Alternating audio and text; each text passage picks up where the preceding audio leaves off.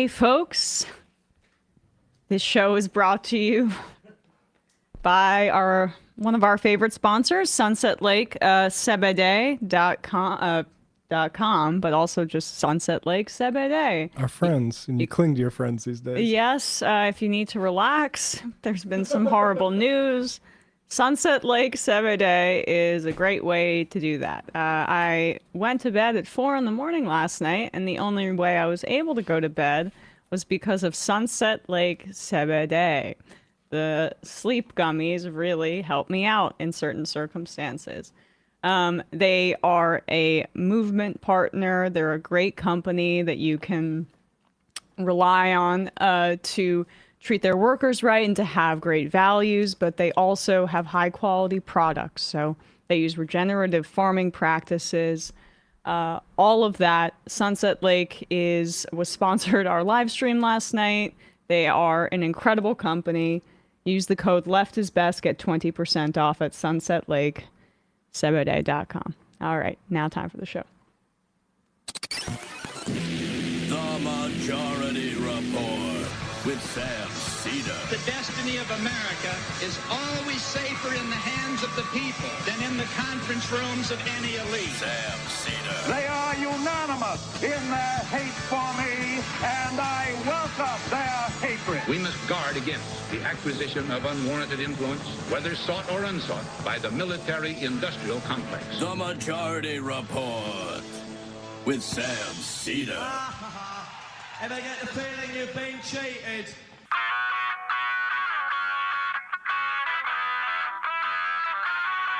It is Wednesday, November 6th, 2024. My name is Emma Vigeland, in for Sam Seder, and this is the 5-time award-winning Majority Report.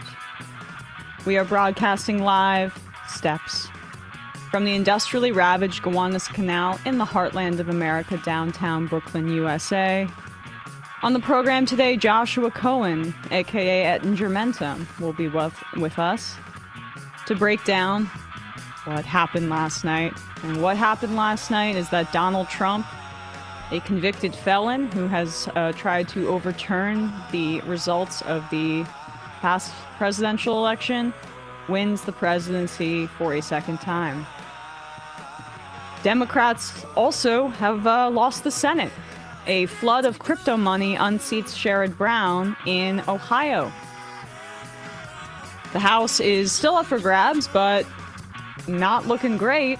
Democrats remain in an awful position as they lose ground in safe blue states like New York and New Jersey. Exit polls indicate that Trump gained ground with Latino voters, men, and did not lose white women in the way that the Harris campaign had been campaigning for.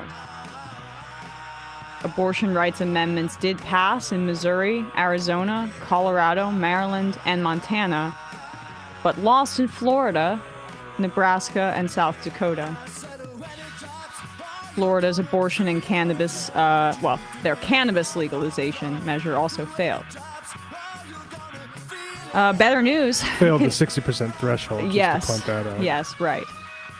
Better news. Kentucky defeats a measure that would have sent public money to private schools. So good on Andy Beshear for holding the line there. And lastly, California voters pass a tough on crime measure. All this and more on today's Majority Report. Not that many headlines today because it's the one big one that everyone is here to talk about. Obviously, Sam is out. For those who don't know, Sam's mom passed away over the weekend, and he was a real trooper to even be able to do the show on Monday and then Tuesday into last night. So we're sending our love to Sam, of course. But obviously, this is a really troubling time. Obviously, I was super wrong. That Seltzer poll was off by 17 points. She's like, never wrong. Off by 17 points. What's the name of that Nevada pollster? Ralston? I mean, it's still up in the air, but looks like he might be wrong. Turns out there was not a secret coalition of leftist women, or not independent women, I should say, in white women in the suburbs that were going to secretly vote against Trump based on abortion rights. Turns out Republicans voted Republican and Democrats voted for Democrats. So, and you know, we're going to open up the phone lines today, and then people can call in and just kind of vent. So obviously I was super wrong, and kudos to John from San Antonio. The aggregators were right. They were. And there maybe is just always this Trump support that's baked in that I thought, based on the fact that Harris had outraised Trump by like many times over. And I know Hillary did that, but Hillary also had a crappy ground game and didn't go to the states that she needed to go to. Harris was all over Pennsylvania, Michigan, Wisconsin. Like, she campaigned hard. Yeah. And her ground game was well stocked with volunteers and paid canvassers, and Trump outsourced his to Elon Musk, but none of it mattered. Well, I would say one thing about the ground game thing is I reread one of Ari Berman's books, and I think we may Hillary blamers, which I'm still one of them, yeah, may have too. overstated that in lieu of in contrast to like voter suppression there, because I think it was maybe overstated the degree to which she neglected it. But like I will say, if going to those states is sending Richie Torres there and Bill Clinton there, then maybe neglect is a better plan. I think it's the limits of, we were saying this before the show, money in politics. It's also diminishing returns. Information warfare in 2024 may make more sense than canvassing. Like, the Democrats have burned a lot of money for very little returns. And it's also like, if you're going around with this strong ground game, but what are you offering to people that you need to turn out? And I thought that the threat of Trump, I thought that abortion rights like they did in 2022 would carry the day. Voting referendum outperformed Kamala everywhere. Yeah, and so really my main takeaways here is just like, the problem is threefold, and I'm still reckoning with this, so this is incomplete analysis, but I underestimated, I think, how much this country hates women. Like, this is not the main point, but Hillary Clinton had a lot of flaws that I had a hard time voting for her, and I didn't feel that same way about Harris in the sense of, like, I liked the Walz pick.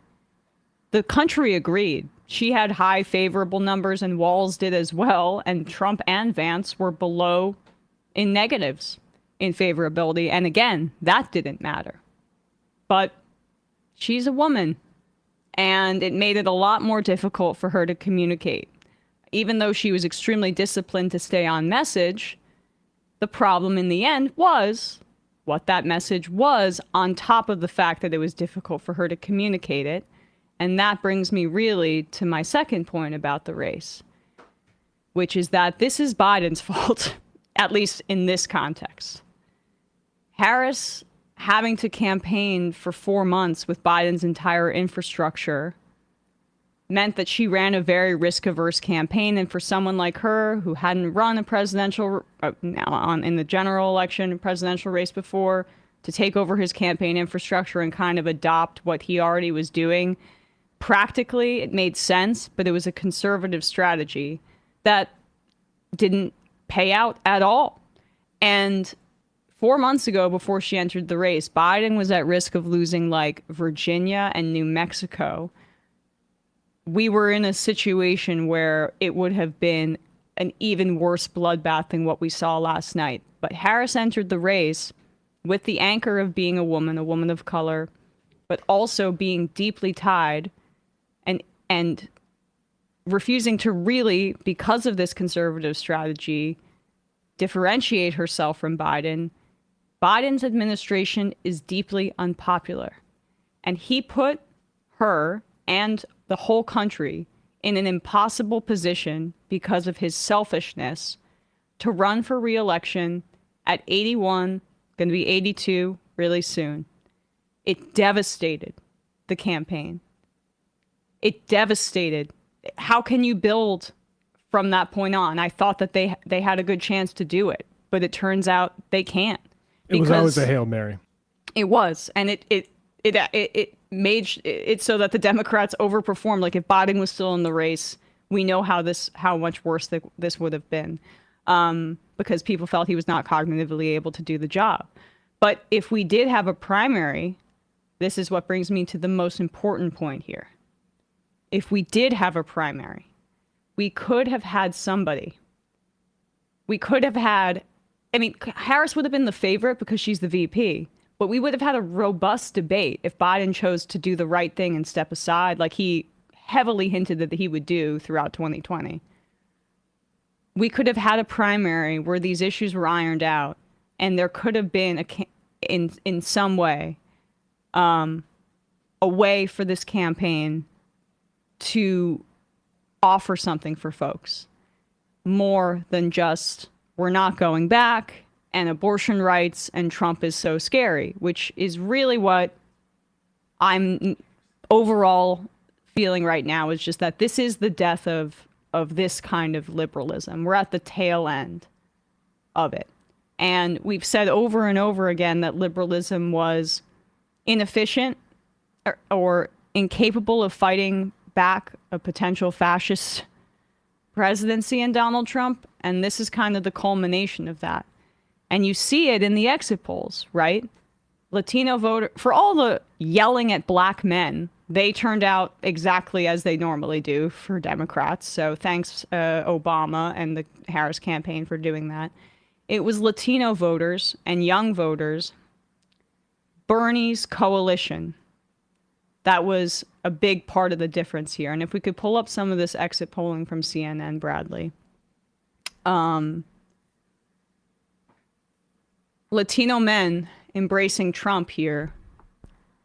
You can see that in the exit polling, the gains from 2016 on.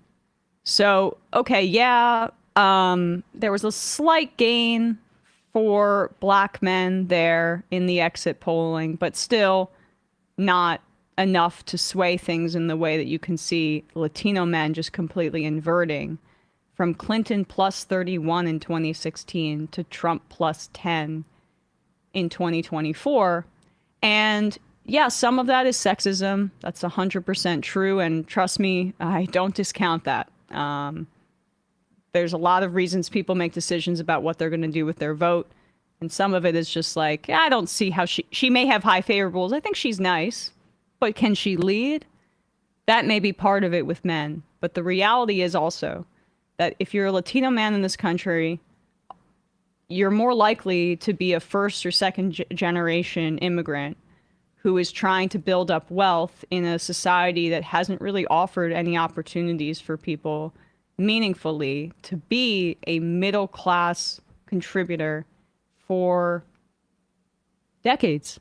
Yeah, I mean and obviously there's a very plethora of different types of Latino communities in this country. But generally speaking, yeah, like the professionals are the people who are able to successfully migrate to a country, and also in some of these districts, the border and border enforcement is one of the biggest jobs. That's where jobs are coming from, 6-figure jobs, and it's just like, we need to understand that stuff too. It may be like, of course, like, you know, we know all this stuff. I'm just reiterating what you've already said. Yeah. And the thing is just that this is what could our reality have looked like had in 2020 Obama and the rest of, you know, the more powerful Democrats in the party basically coordinated an effort to get Buttigieg and the other candidates that were still in the race, Warren,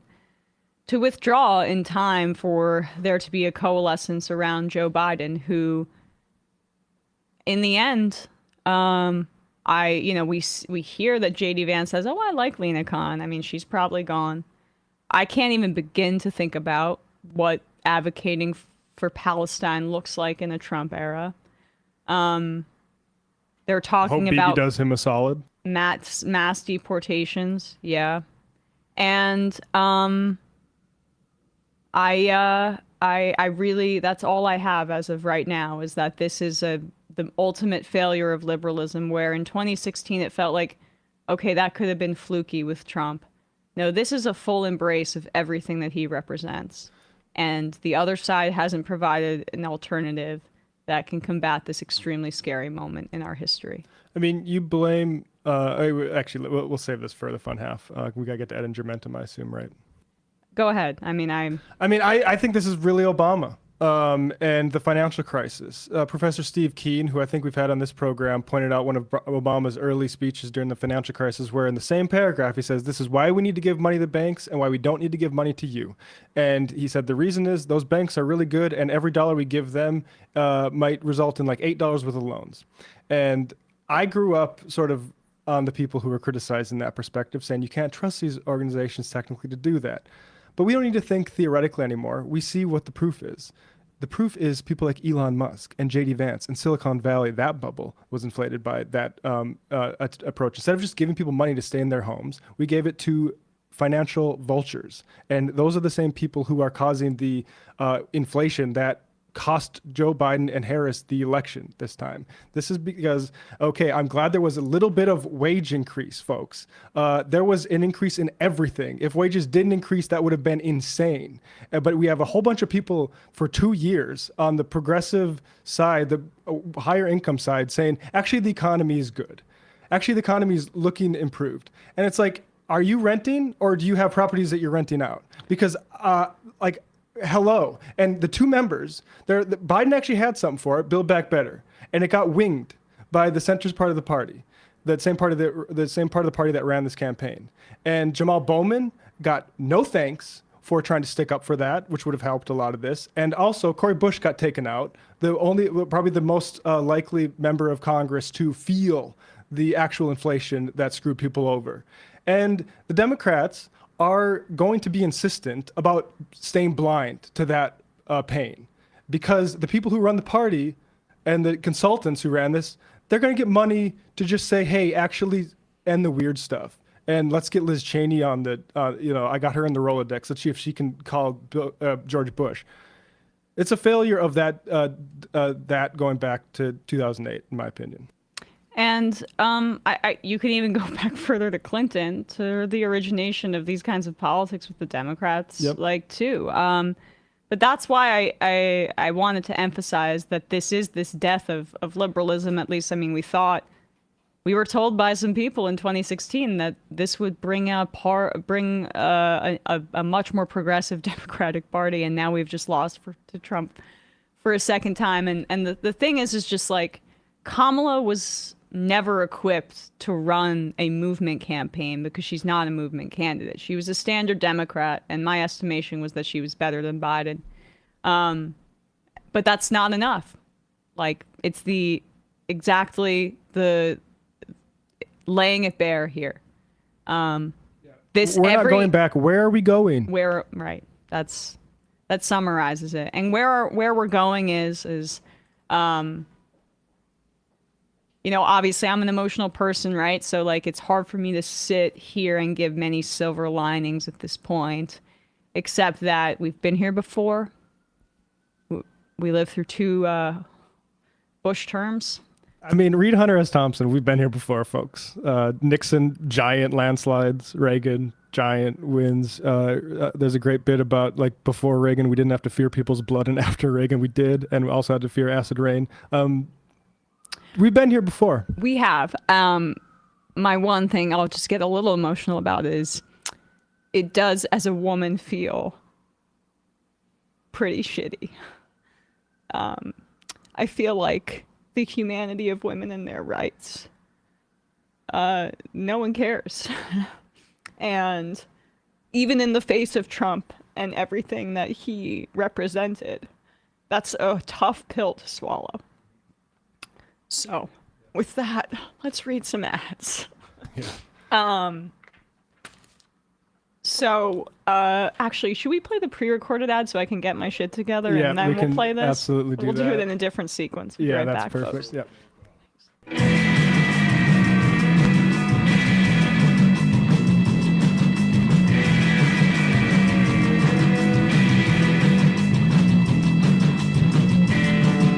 Hey, folks.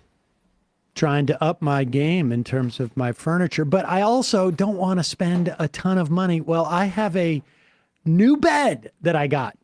It's really the first time I've gotten one with like a headboard. It's not really I don't know how you call this.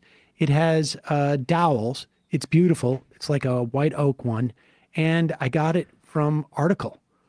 Article believes in a delightful design for every home, and thanks to their online-only model, they have some very delightful prices, too.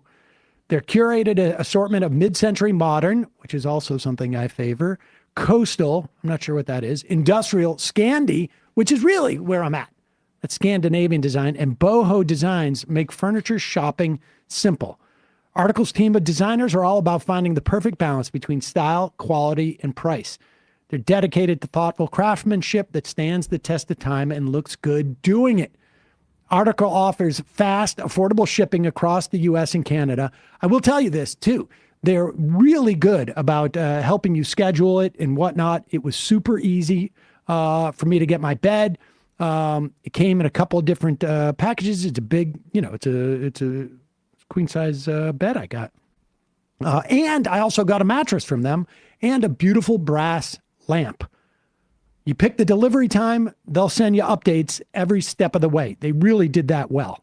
Article's knowledgeable customer care team is there when you need them to make sure your experience is smooth and stress-free. It really was. I got a beautiful looking bed at a beautiful price. Article's offering you $50 off your first purchase of $100 or more. To claim it, visit article.com/majority. The discount will automatically be applied at checkout. That's article.com/majority. $50 off your first purchase of $100 or more. Check it out. Link in the podcast and YouTube description below. Hey, folks. So, forget everything you know about fasting. Prolon by L Nutra is the only patented fasting mimicking diet that combines the benefits of prolonged fasting with a science-backed nutrition plan so you can hit your health and weight loss goals without actually having to give up all food. Introducing Prolon, a revolutionary plant-based nutrition program that nourishes the body while making cells believe that they're fasting. Researched and developed for decades at the University of Southern California Longevity Institute and backed by leading U.S. medical centers, Prolon helps promote healthy blood sugar, support cardiovascular health, and reduce abdominal fat. But Prolon isn't a diet. Prolon is science. Science based on Nobel Prize-winning discoveries in medicine. And this all starts with Prolon's 5-day program. Snacks, soups, and beverages all designed to keep your body in a fasting state. It's unlike anything you've ever experienced. Sam did this. I've been wanting to do this soon.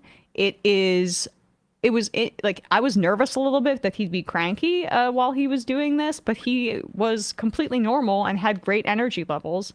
And this is the kind of thing that I really want to do maybe in the new year to just reset my health. Prolon is the kind of product that allows you to reset without basically, having to be that hungry all the time.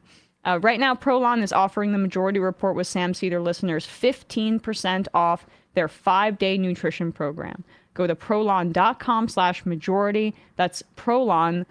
Go to prolonlife.com/majority. I'm sorry about that. That's PROLON life.com/majority for this special offer.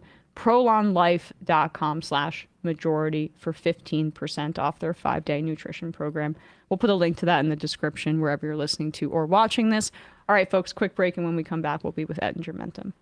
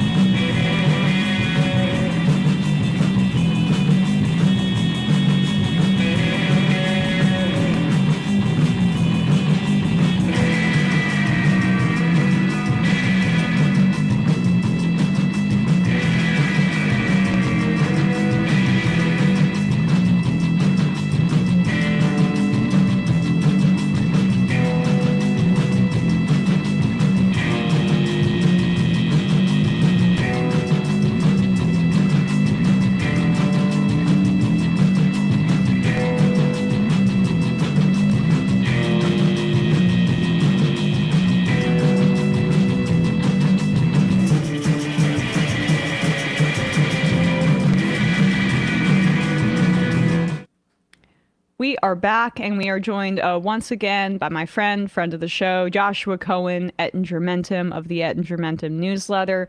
Josh, thanks so much for coming on the show today. Yeah, thanks for having me on.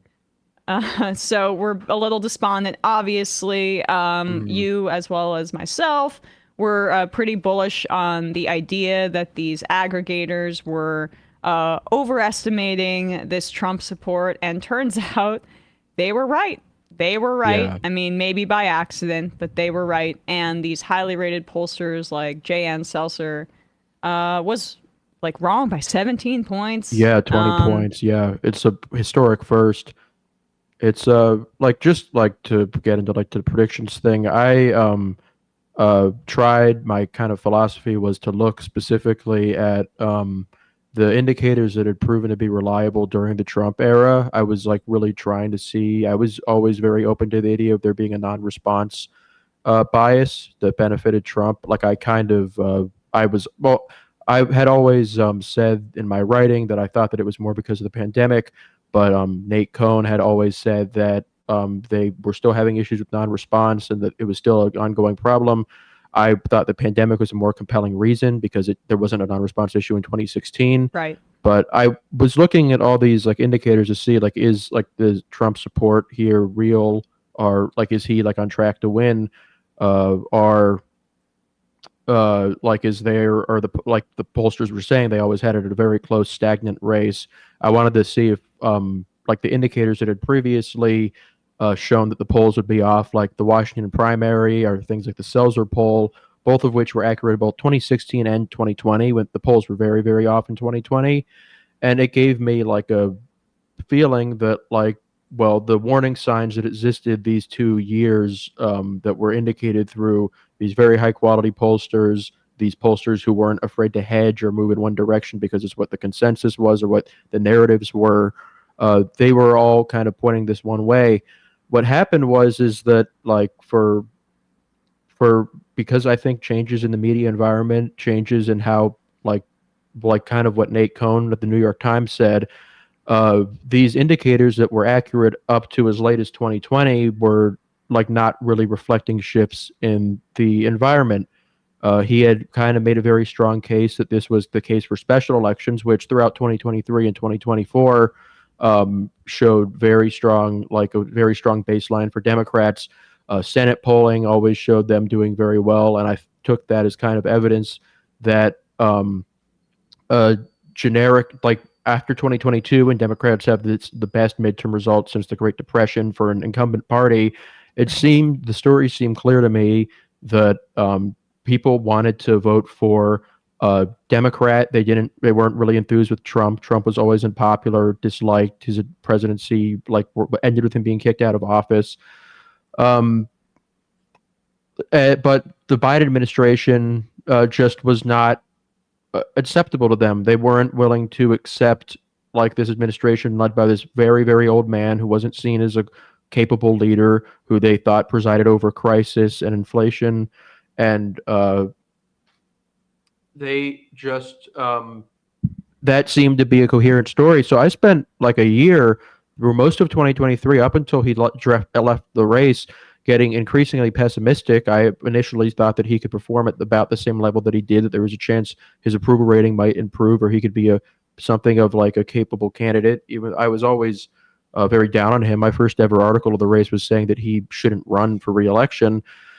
And up until July, I was like, thought if he doesn't leave the race, Trump is going to win. This is just not tenable. Even going into the debate, I thought there was a possibility that the debate could work for him. But I was like, I was a crisis moment. With Kamala, I had always been very skeptical of her. I had only like supported her as replacing him as a nominee because I had gotten so down on Biden after the special counsel report came out when he couldn't remember like how to spell Afghanistan. I thought that was like a really devastating thing, and that it showed that like it just was not tenable. You had polls like 75-80% of people thought he was too old to serve as president, including many Democrats. And like So I thought that when Harris came in, thought that like she had a very uphill battle. Then she sees this initial surge, and my telling of it is, oh, this is just like I'm not too impressed by her personally. I'm not. I don't think she has a great electoral record. I don't think she's really impressed in office. I didn't want her to be the VP in 2020, but maybe people just want to see the generic Democrat they wanted to vote for in her, and part of being a generic Democrat is being separate from the Biden administration. And as the campaign went on past the first 2 weeks, she just didn't do that. She didn't break from him meaningfully on the issues. She only moved to his right when she did. She Can I pause adopted there, Josh, just to flesh out that part? So how much does this fall on the feet of Jen O'Malley Dillon, the campaign manager that Harris retained from Biden? The perception of Harris being too liberal was consistent throughout the race, despite all of these appeals to Republicans and to moderate voters. And for me, some of that is just California woman, black, and there's not much you can do about it. But perhaps if that had been a different black woman from California who wasn't the VP in this Biden administration, who also wasn't using his entire campaign team, who has a very specific idea about what messaging should be out there, maybe that could have been a different story. Yeah, well, I mean, the people talk about like the ideology thing, but it was the polling there was, and maybe the polling was off. We even with all the changes the pollsters did make, they did consistently underestimate Republicans. Like compared to the averages, it was by a lot less in the states that were the most important compared to 2016 and 2020. But in states that weren't competitive, where they were maybe not hurting, like you said, maybe getting it right by accident, or they weren't hurting to a close number, and they were comfortable putting her up by like 15 in New Jersey or Illinois, and then she only wins those states by 5 points or 8 points. Like the polls still got things off here. There was still clearly this group of support for Trump that was not being picked up by shy Trump support. We both were basically I think subscribe to the idea that this shy Trump support was being overestimated, and it wasn't. It actually may have been underestimated. And you also had a great piece 2 weeks ago about how the death of the never Trump, or the Trumpism without Trump, and how you talked about how Trump's actually maybe more popular than all of these generic Republicans that have adopted his whole, or what they have grafted on these Reaganite conservatives. Your piece, I mean, I'm paraphrasing it for the audience, but I just think it's such a great point. Trump came out of that primary in 2016 being viewed as one of the more moderate candidates in the Republican primary. Then he wins, he delivers for the evangelicals with Roe, and he is extreme in many ways. And so all of the folks that wanted this nationalistic right-wing politics grafted what their ideology was onto him and said, oh, this is redemption. We were right the whole time about right-wing populism. But no, we're in TV America. David Foster Wallace talked about this. This is a television country. He's the television president. Despite his unfavorables, and maybe if people think he's distasteful, they may want him as president. And that may be just the thing. Yeah, there is his favorables. The Harris people constantly talked about how her favorables were worse. His favorables were a lot worse than hers were, which never really seemed to amount to a big gap in the polling.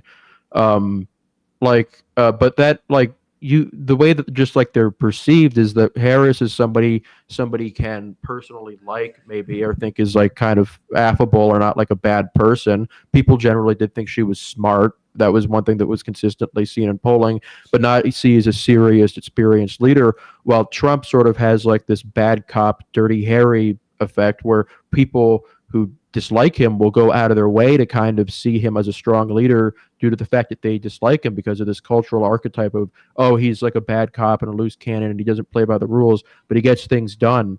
So it's like perversely, by being more dislikable and being like more of like an abrasive personality, he makes himself come across as a strong leader. And that was something that he consistently registered in polling. And we saw, like, there was, like how polling suggested, Trump did better than practically every Republican Senate candidate besides one. Only Larry Hogan outran him. Every other Senate candidate for the Republicans and state, like in North Carolina, their statewide candidates, there was a group of people who were voting for Democrats for U.S. Senate, for governor in North Carolina, but who also voted for Trump because, like, against the ballot on Trump, on the ballot against Trump was a member of the Biden administration and not a more generic Democrat. We're probably going to end. We are going to see Democrats win in Wisconsin and Michigan and probably Arizona, maybe Nevada. At the same time, Harris is losing all these states. And like that plus North Carolina, where they won like a bunch of statewide races. They won the governorship, the attorney generalship. Those states together, even if you give Trump Pennsylvania and Nevada, where it's up in the air if Democrats will even win a seat in those two states. Those states, if they had voted for Harris, if she had won over those voters who voted for a Democrat down ballot and for Trump on the top of the ticket, she would have gotten the 270 electoral votes. The majority of voters, the electoral college majority of voters in these swing states that we saw in 2022 was there in this election. Even with the electorate, with all these like new demographics and all these shifts towards Trump, there was still a demographic of people out there. There was still enough people out there willing to vote for Democrats that it could have delivered them a victory, even in light of everything that's happened over the past 4 years and like how whatever strengths Trump may have. But she just couldn't get those people who were voting for Democrats in races. Otherwise, she also, like House candidates, I think, in swing districts regularly outperformed her. She couldn't get those people on her side. And the best explanation for that is just her connection to the Biden administration.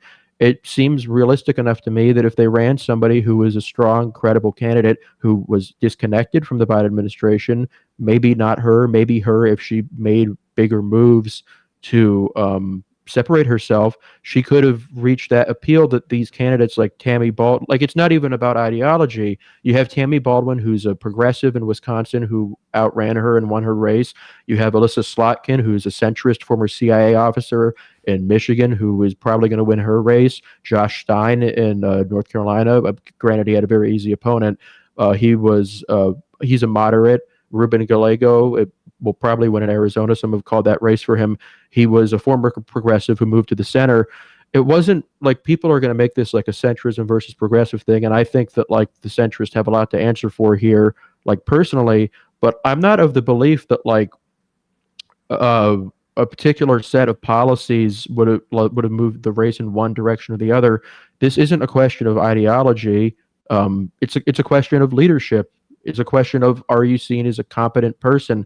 Like fundamentally, like beyond all the stuff about like what these people represent ideologically and like with like the colors on the map, people want somebody who they think can do the job. And with Trump, who had positive retrospective approvals in some polling, who was seen as somebody who they give him a mulligan for COVID, ran a good economy, he was just seen as a more credible person than an inexperienced relative, like seen as a lightweight vice president.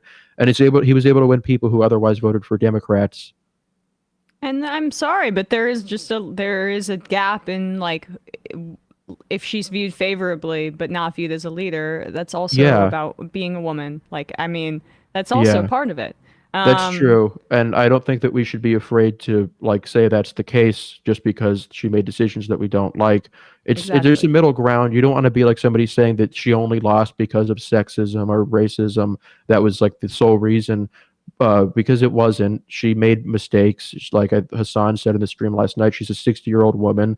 When I wrote kind of my article explaining why, like providing a pre-election case and why Democrats could lose, I focused it mostly on Biden instead of her because I thought it wouldn't be like super fair to pile too much blame on somebody who had to come in at the last minute.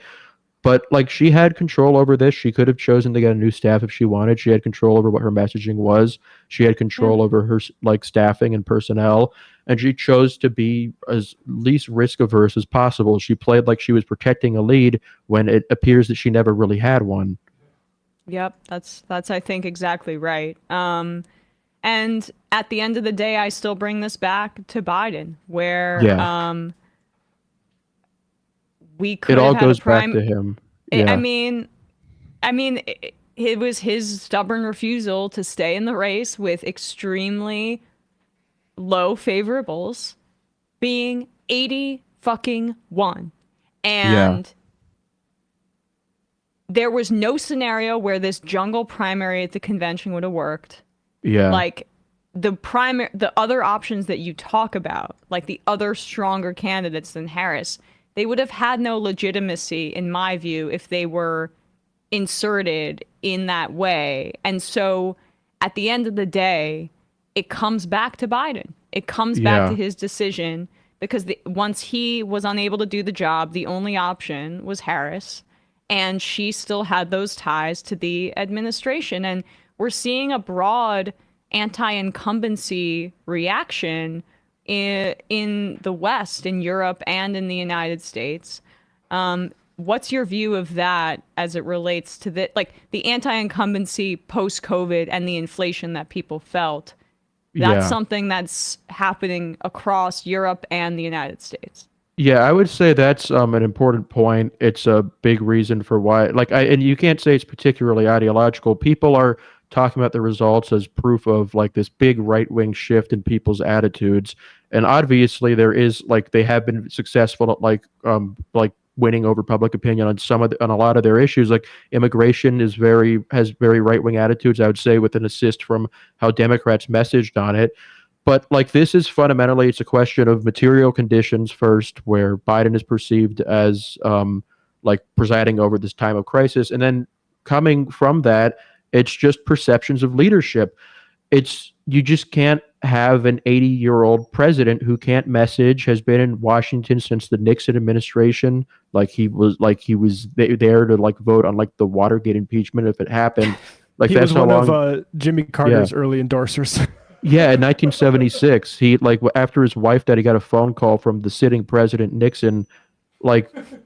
He's just a complete fossil. He plays into the worst perceptions of the Democratic Party, and it's I think nominating him in 2020 was the fundamental mistake. I know that he was the best polling candidate, but the more I look back on this, and the more I look back on how much brief enthusiasm there was for the early Kamala entry into the race, how that boosted her numbers, I feel like somebody younger in 2020 who maybe might have had a similar appeal, James Carville, I think, was the only person on the planet who endorsed Michael Bennett in the primary because he saw him as a possible avatar for that. And looking back on it, I think we would have been in a better position if we had somebody who would look like a credible figure through this time of crisis. You can go through struggles as a leader, and you can have be kind of inept communicating, but doing both is just devastating. And they were never able to get out of their hole. And he's had negative approval ratings since 2021. They haven't really even come all that close to being positive at any point. And what's really kind of disturbing about this for me is that you see all these decisions. It'd be one thing if it was kind of up in the air if he was a viable candidate or not, and you could reasonably disagree. But the big argument that they said at the time in the reporting was that he was really he made his decision to run for a new term because of the 2022 midterms. That was seen by him and the party as a vindication of his administration. But that was his moderate position on abortion. Yeah, things like that. That's what the Franklin. Because he finds abortion icky. Yeah, right. Things like that. So you had him taking this as a personal vindication, where if you followed these races at the time, you had Democrats like Raphael Warnock in my state. I remember watching the debate. They asked him if he would support Biden running for a second term, and he refused to answer the question. It was accepted. Biden was never allowed to campaign anywhere outside of Maryland for the gubernatorial candidate that year. He was just like a pariah. There was not a single candidate in the country who was trying to run on his administration. They couldn't get as far away from him as they could, and they win, like, I think, very clearly in spite of his unpopularity. And then you see this, like, the idea of the party is not that we can win in spite of Biden. They take it as we can win because of Biden. We're winning because of him. And it's just, you're not coming to that conclusion for any reason other than sentimentality. You're like, they're putting feelings over what the actual, like, hard decisions that need to be done. And it's a big breaking of the covenant that the centrist faction has always had with their voters ever since they become dominant within the party. Their promise has always been, we are the ones who take elections seriously. We will not be afraid to sacrifice or jettison any priority, we will slaughter every sacred cow. We will like make any tough decision if it helps for winning, because we understand how important this is. And when it comes to policy, there is not a single policy in the world they won't throw overboard if it gives them the slightest chance of winning. We saw they completely gave up on any affirmative messaging on immigration, even though the exit polls this year showed that, like, people supported a pathway to citizenship over mass deportations. The Fox poll said that. That was without the messaging from them on, like, making that point. Like, they were willing to totally surrender and throw countless people under the bus on the smallest chance that it could possibly increase their rating on a single issue. But when it comes to, like, giving up on this old man, not even like giving up an ideology, not even like saying you have to stop being centrist and you have to, like, go on your knees and become a progressive and adopt all my positions. It's like, you can keep all of your, like, positions that you've always had. You just, like, have to do it by running a Gretchen Whitmer or someone instead of this, like, 80-year-old man. They refused to even consider that because they personally liked him. They thought he was a successful president. They thought he deserved to be more popular than he actually was. I'm sorry, but as you say, it's not even ideological because, frankly, Bernie Sanders was a huge, like, advocate for him staying in the race. He was one of the last people to say that because of the fact that, yes, Biden delivered on some progressive priorities domestically. I mean, I think we'll not know for a while what the effect of the genocide in Gaza and his full-throated support for that has had on this election.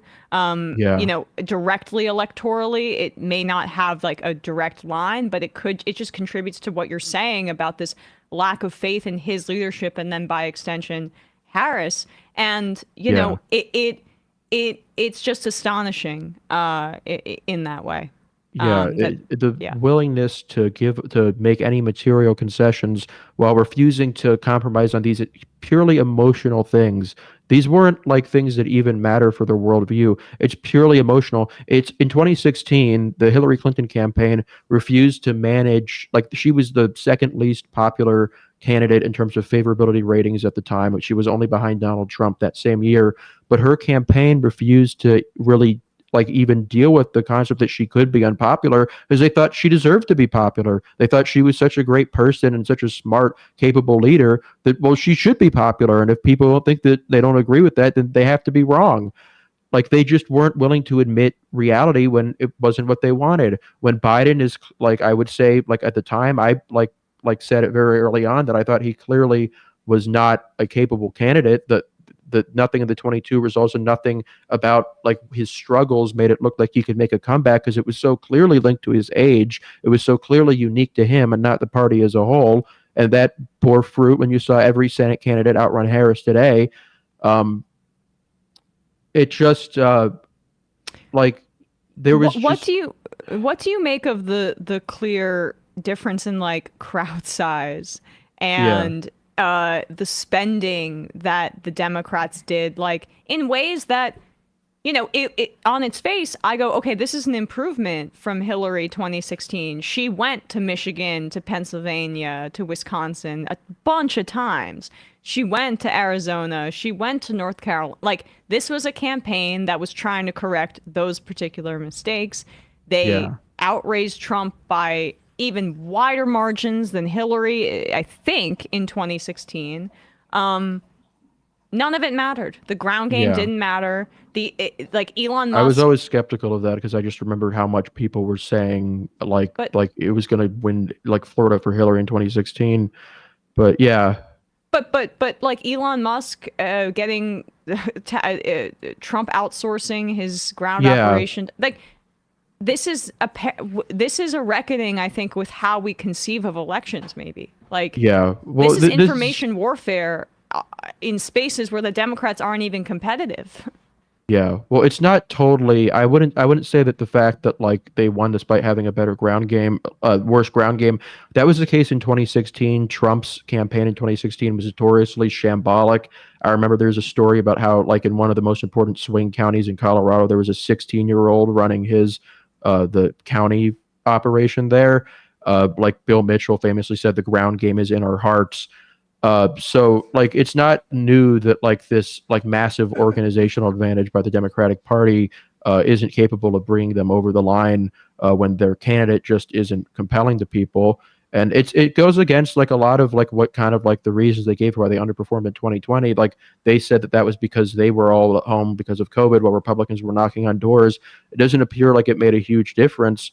And like with these, it could have made a difference maybe if it was a midterm, and I think clearly what the case is now at these higher turnout elections, you are getting these very disengaged voters who the party just is not really capable of reaching with their messaging now.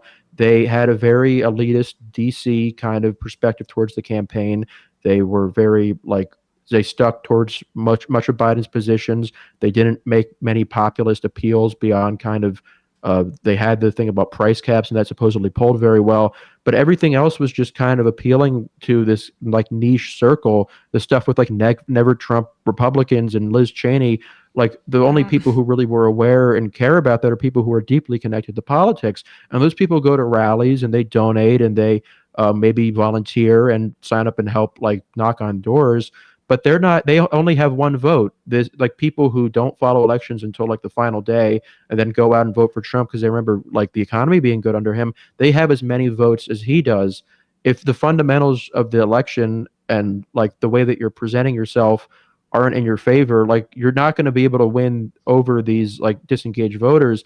And it's what makes it such a spectacular shift is that Obama in 2012 in 2008, he was the one who was winning over these disengaged voters, the low information people who like didn't follow the campaign closely. It was the Republicans who had like the most engaged and active and educated people, and they like were outpolled in the polling because of it.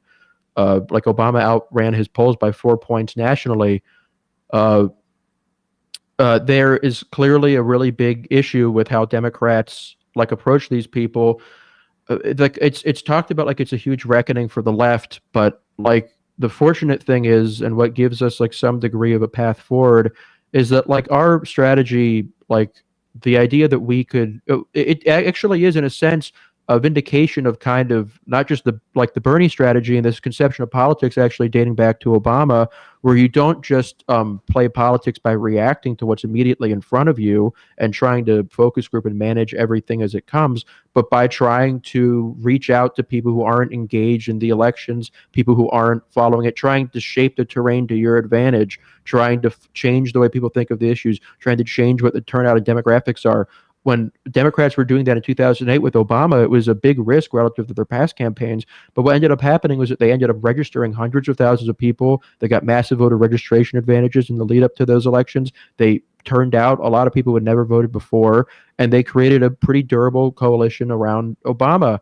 With Clinton and Biden and Harris, you have these campaigns that are very reactive to the political situation as it is and not trying to change it into something that it maybe could be, which was the idea behind the Sanders campaign.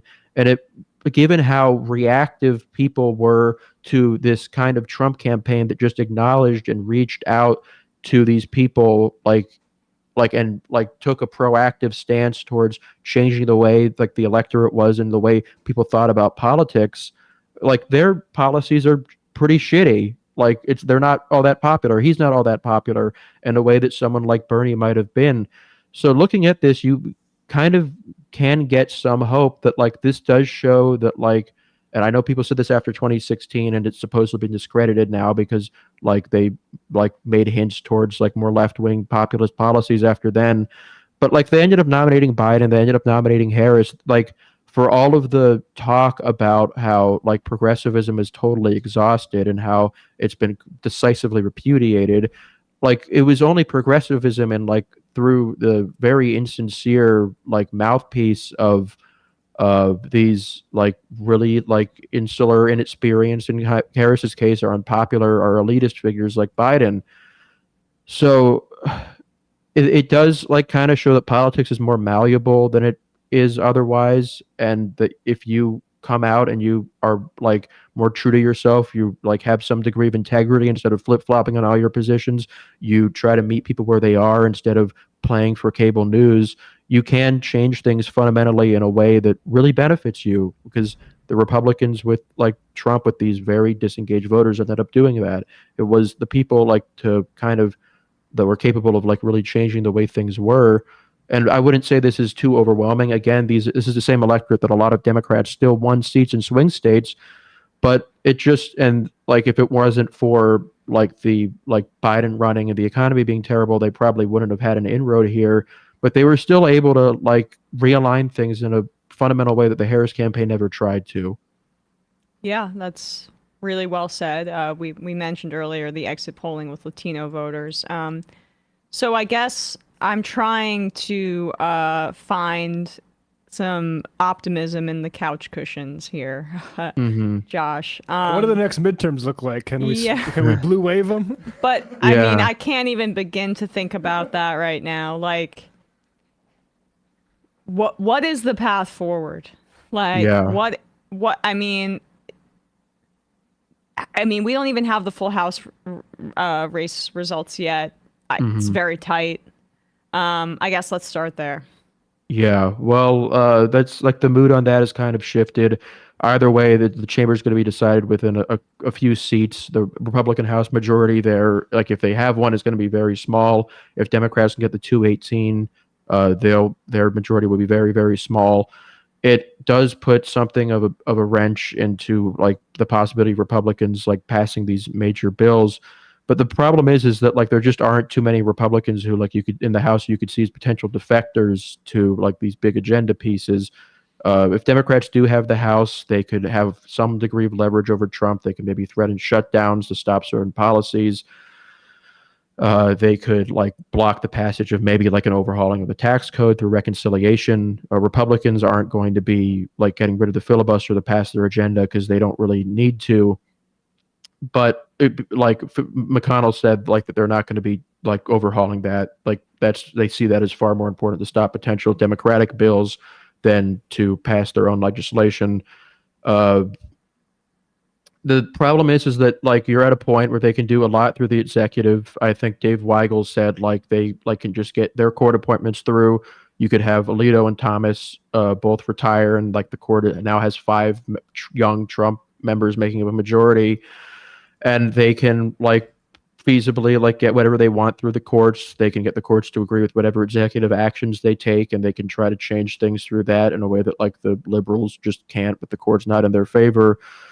And like it's just like there's going to have to be a reimagining of what Democrats do here going forward, because before this, there was kind of something of maybe a path where it's like, well, maybe if Democrats just run on the backlash to the court and like Dobbs and all these unpopular Republican candidates, and you can just maybe win elections long term, maybe eventually the court will tilt your way and you can start like, or you'll win enough midterms and you'll start building things like while staying in government.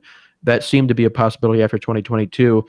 Now it's the Band-Aid in a sense has really been ripped off. Like the worst case scenario has come to pass in terms of Republicans taking power and being able to do what they want.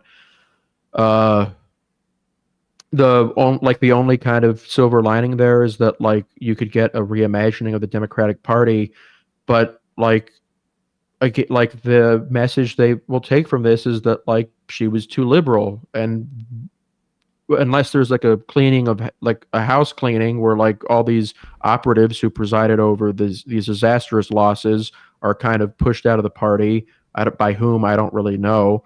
How can they credibly make that case? She spent the entire post-convention thing appealing to Republicans, which I was Yeah. Okay, as long as it's mercenary, whatever, if it gets the job done, but it didn't fucking get the job done. So Yeah. how is You gotta how are lower- they able to reclaim this or even say that this is the politics they pursue going forward? Yeah, well, the idea there is that like the well was permanently poisoned by like them supporting BLM in 2020 and saying Latinx Oh, like Jesus 4 years Christ. ago, and that like there was nothing they could do after that, and that Harris, like I guess the idea would be like popularism can still work where you can get people to support you if they think you're moderate, and what Harris did was a good effort, and like you had people like Matt Yglesias, like when she gave her like convention speech, they said like, oh, the only problem with the convention was that I liked it too much, it fit my exact ideas perfectly.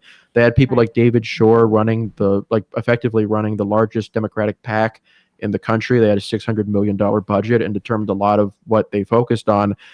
Like they shied away from any real stances. They backed away from like any meaningful like breaks from Biden. They like stayed really close to him for no reason. She outright said like, well, I can't break from him because I'm the vice president, like just showing a complete lack of imagination, like out of what can only really be described as just pure sentimentality. They just thought that he should have been more well liked, so they wanted to live in the world where he was.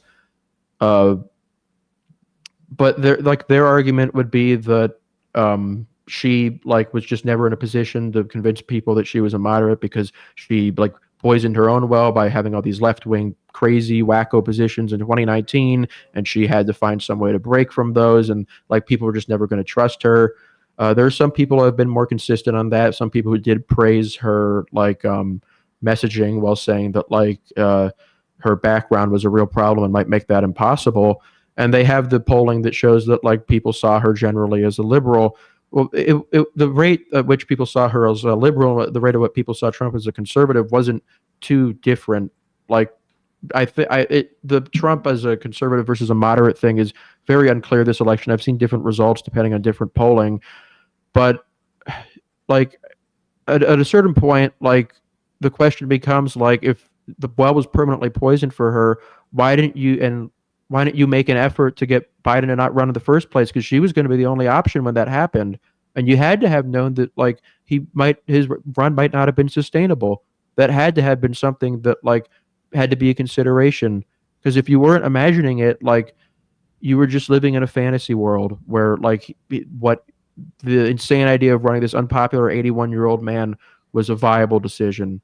It all comes back to that. It all comes back to that one decision, because you could have had an open race. You could have had a big primary where like you have a lot of these younger, more charismatic candidates and they get to test each other. You get to have this large event that like is pushing more left-wing conceptions of how to fix problems to the country.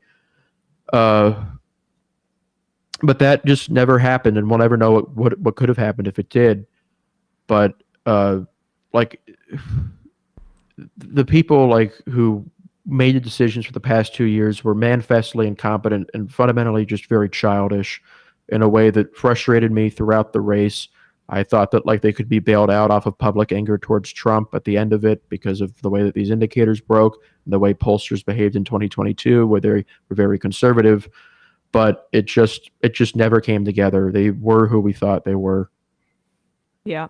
2028. Is that what you're looking towards for some of the deep bench of these? I know you're a Whitmer stan. Yeah. But I mean, you know, the happiest She was guy good for this year, like, but like for 2028, it's like you're just kind of a centrist. Like you're not. She was just like in my mind was a liberal who like I was very confident who could win. But now that the field is totally open, there's like anybody who could possibly run, and I don't think it's worth committing oneself to any one person yet. It might be somebody who we've never heard of. Oh well, for my money, you know, I'm really rooting for Josh Shapiro. Yeah, he's awesome. He's fucking pissed off that she didn't win Michigan and Wisconsin, so he can't say that he would have single-handedly carried the race.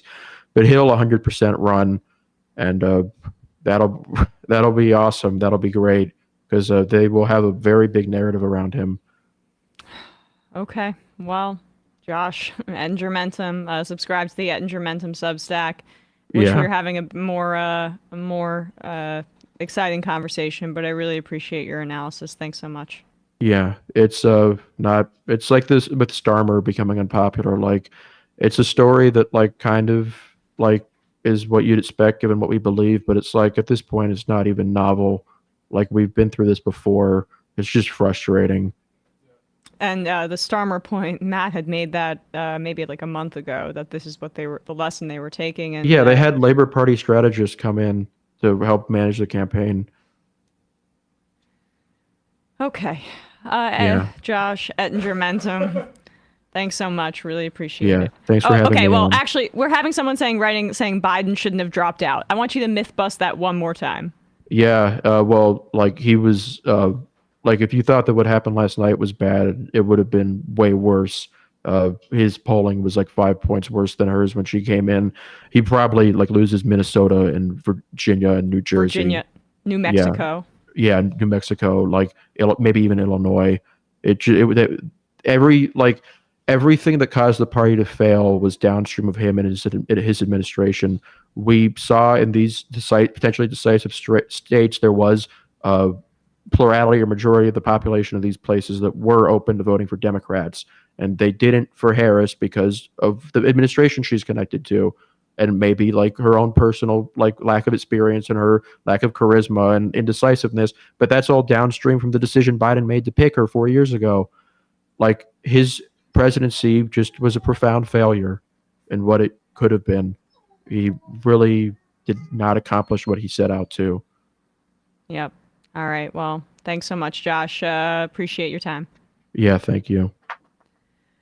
All right. Well, with that, we're wrapping up the first hour of the show. We'll head into the fun. That Biden point, I don't think it's going to be super salient because Joe Biden himself is not competent to actually perform any like sort of politician skills to make people think that he is basically a corpse and he won't survive this next administration. So that's such a moot point. Like, this is where I thought we were going to be before Biden had dropped the race. Like, this is exactly what I had seen before coming. That's why it was urgent that something change. Yes. And then something changed, and then we acted like, oh, maybe nothing did change, actually. Maybe it's the same thing somehow. And that was a problem. That was a problem. And we don't have the full turnout numbers yet, but because there's still mail-in ballots and provisional ballots that need to be counted. But it would not be shocking if the story of this race is a much lower turnout race than was seen in 2020 or even 2016. Might be close. I'm not sure. Like, people are saying maybe when the West comes in, Trump might have done a little bit better. But what's for sure is the Democrats weren't turning out. Real Human Rights in saying, fam, who gives a flying fuck if Dems learn the wrong lesson? I would fully expect this. Dems always learn the wrong lesson. The question has to be, what do we learn? We keep being shown over and over who the Democratic Party is. They would rather tack to the right and lose than tack to the left and win. We need to stop looking to liberals to save us from fascism. They won't. We need to have a conversation about what building centers of power for progressive politics, and which don't go through the Democratic Party. Agreed on 90% of that. I am not the kind of person that thinks that they would rather lose one way or win. They genuinely convince themselves that this is the right way to win. And I think this is a different circumstance than 2016, where Hillary Clinton had complete agency over that race from start to finish, from her kicking the left in the primary to her kicking the left in the general election. This was a different set of circumstances that at the end of the day falls on the feet of Joe Biden for not withdrawing from the race and allowing for the actual democratic process of a primary to take place, where we could have had a robust debate and fleshing out of these ideas and generating enthusiasm in the process. Point blank, we need people running for office and building political skills. What banner they do that under, I think some people are too tied to the Democratic Party. I likewise think people are too superstitious, anti-Democratic Party. I saw people saying, like, Democratic Party has been the same thing since 1828. No, the fuck it hasn't. It was very different in, say, the 1850s than it was in, say, the 1930s versus, say, the 1980s. Like, it changes. But fundamentally, whether you run in, say, a dying Democratic Party somewhere because things are getting weeded out, which is like, I think if I was in Texas right now, maybe I would try to build in that. Or if I was in, but like also, I mean, it's like Dan Osborne ran an independent campaign. He also didn't win. Fundamentally, I think people that are running on working class politics is a good thing. That's what we need to do. And I think generally I'm not super optimistic about the Democratic Party either. I'm somebody who's always said that I think there probably will need to be some kind of break with that party. But what are you breaking with? Like right now, like what, Jill Stein? Like that stuff isn't serious. It's not a real, that's not building a worker base either. It's just not. Like and I mean, we have a problem because it might happen naturally, because early returns I've seen is Kamala Harris overperform with people who earned over 6 figures and under with people who earned under it, which go figure. She was, I think, what I saw the polling before the race, and I would have to see, was that she was doing really well with people making under 40K and then over, as you say, over 100K, and it was between 40 and 100 that she was really lagging. Well, and those under 40K people are the type of people that you need to reach by, say, national holiday election days and stuff like that. And also, like, the people that can be turned off on certain things because, again, just like moving a polling place can be antithetical to getting people to actually decide after work, I'm going to go vote. So with these bummers, and whether it's like Michigan for some, like the amount of uncommitted people and the span of that vote, it's like, I don't know, Harris should have just lied. It would have been heinous. It would have been one of the worst lies in history. It would have won her the presidency if she said like, hey, we're going to do the Leahy law. Joe, I do not agree with Joe on this. And if Joe just kept the same policy, at least she would have done the right thing. Right. Leftist Sojourner, like as in Sojourner Truth, if I'm saying that right? I've only ever read that name. Sojourner Truth? Sojourner, yeah, that's a good point. It is a very red name, but not pronounced. Yeah. I'm sorry, I'm a woman in this country deserve better. I am disgusted and appalled by people I'm seeing on the left who are upset that we ran a woman on the Democratic ticket rather than a man. We need to clean out the garbage we have in the house so we can get this country moving. But I'm not convinced that a man wouldn't have won, but the man would have had to not be associated with the Biden administration. Like we just don't really know at this point. I mean, the thing is, like, we tried to save democracy without democracy. Biden and Trump just won democratically. Yeah, it won the popular vote.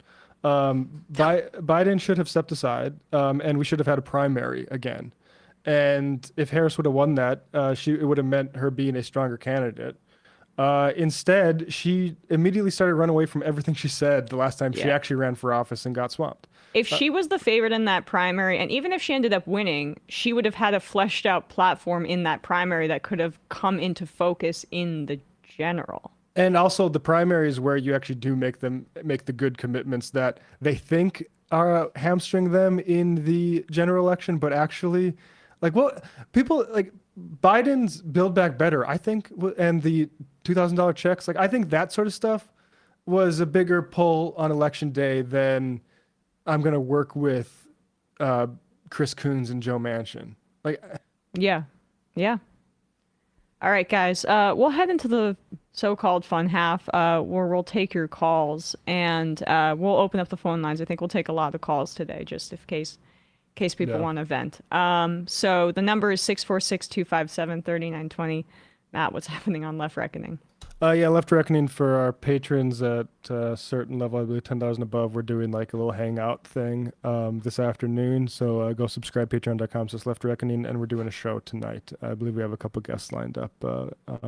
So the show's tonight. Check it out. All right, guys. See you in the fun half. You are in for it. All right, folks. 646-257-3920. See you in the fun half. Oh, no.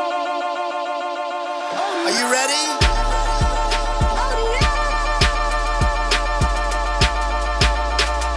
Who sent us this? Anarchy. Alpha males are back.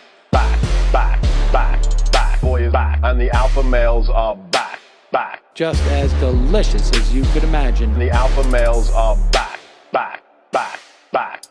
Boy is back. And the alpha males are back.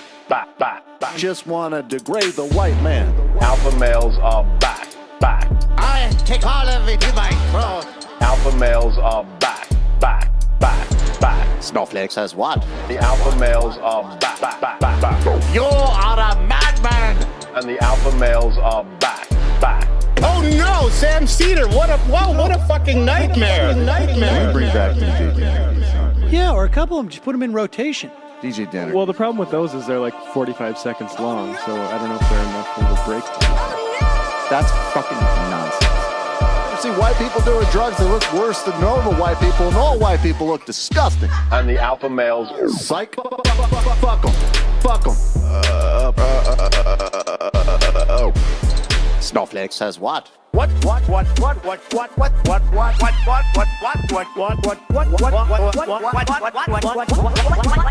says what? A hell of a lot of bank. A hell of a lot of bank. A hell of a lot of bank. Okay, I'm making stupid money. Hell of a lot of bank. A hell of a lot of bank. All lives matter. Have you tried doing an impression on a college campus? I think that there's no reason why reasonable people across the divide can't all agree with this. Psych. And the alpha males are back. And the Africans are black African. And the alpha males are black. And the Africans are back. When you see Donald Trump out there, doesn't a little part of you think that America deserves to be taken over by jihadists? Keeping it 100. Can't knock the hustle. Come on, fuck them. Things I do for the bigger game plan. By the way, it's my birthday. Happy birthday to me, Jew boy. I have a thought experiment for you. And the alpha males are back. Africans are black. Alpha males are black.